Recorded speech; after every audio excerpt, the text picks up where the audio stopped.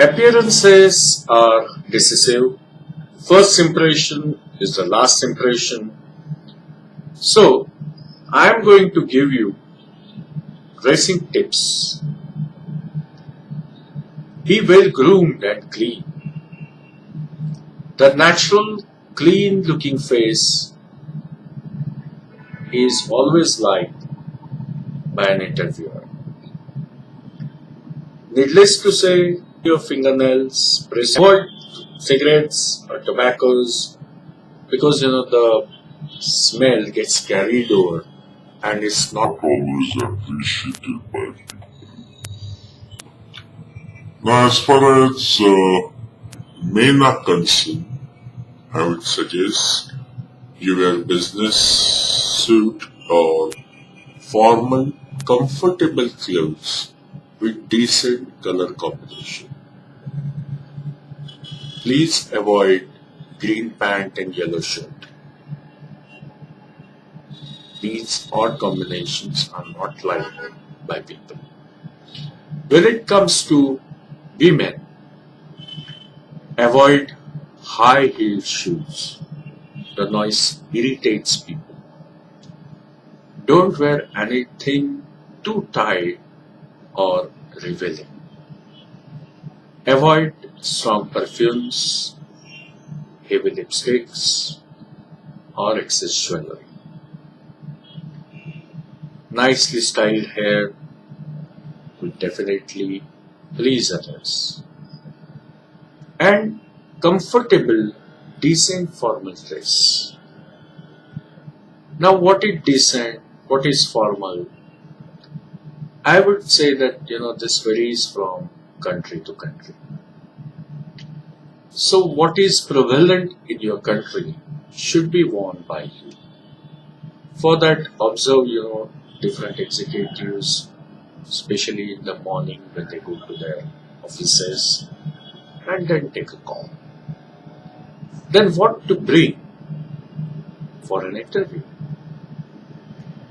Several copies of your CV, photographs, carry a notebook and a nice pen to take down notes if required. Have a nice briefcase or leather folder with you. Then names, phone numbers, addresses of your references. These are the basic things. Besides that, something which would identify you, like identity card, passport copy, anything. So these are the things which you are supposed to carry with you when you go for the interview. Now we have discussed the dressing part. We have discussed, what precautions you have to take during the interview, what you should do on the day of interview, on the previous night, what is going to be your homework, what employer expects from you, what are the types of interviews, what is an interview, etc. so far.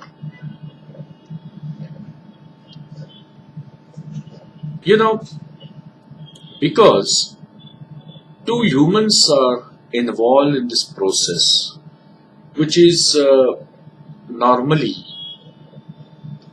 not time bound, but usually it takes 15 minutes to an hour one interview. It depends on the interviewer and interview.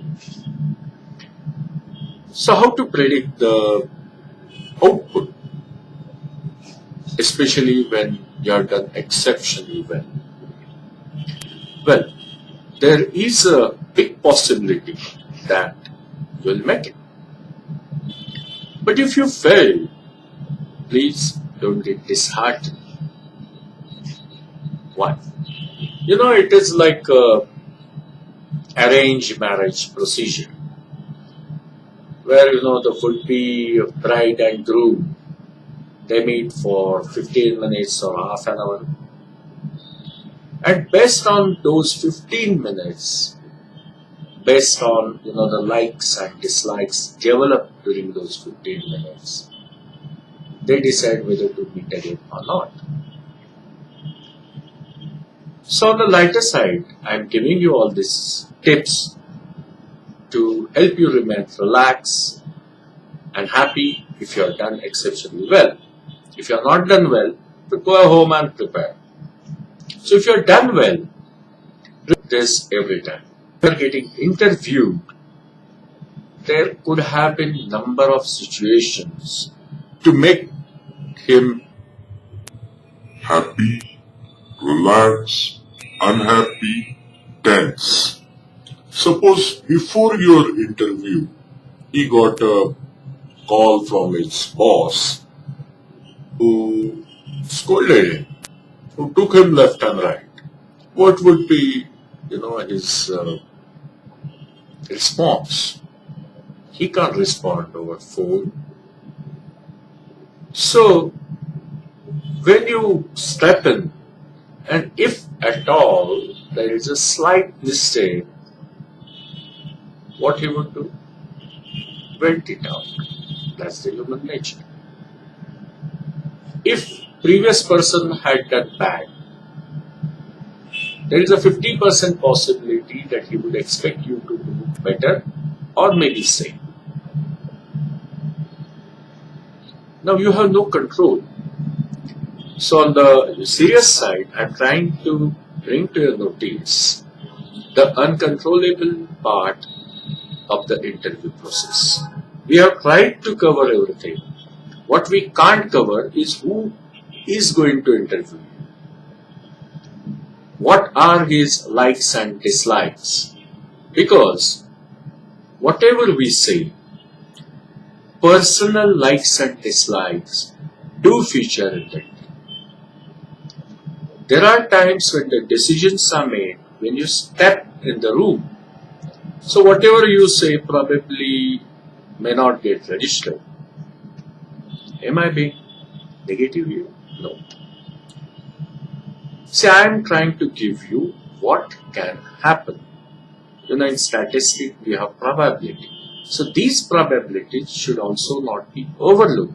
Because you have done well, you are prepared well, you are delivered well, then why not?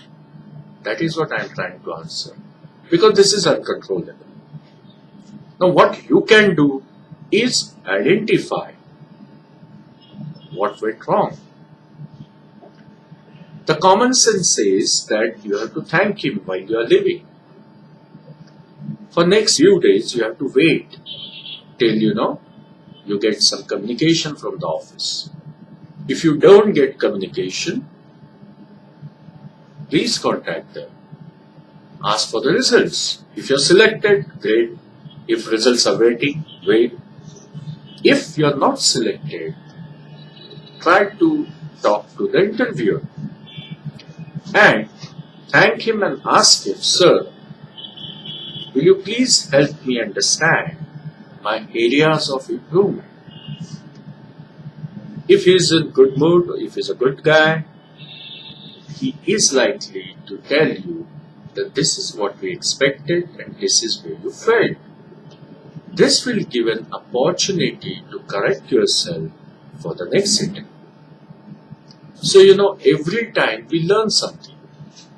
So from every interview you learn something.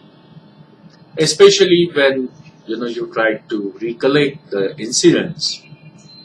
You do realize that, oh, if I had added this, oh, if I had done this, if I had said this, no problem. If you get this job, great. If you miss it, rectify it in the next interview. So, always remain happy, but always remain cautious. Keep your preparations well, because now we are moving over to important part of the interview, and that is known as answering the questions. What questions would be asked to you, how you are supposed to answer them. This is the most important part. Whatever we have discussed so far, probably you must have heard it somewhere, must have read it somewhere. But then the next part, which is actually a interview process, where you will be sitting on the hot seat. So let us see what type of questions and answers would be there and how we can successfully come out of it.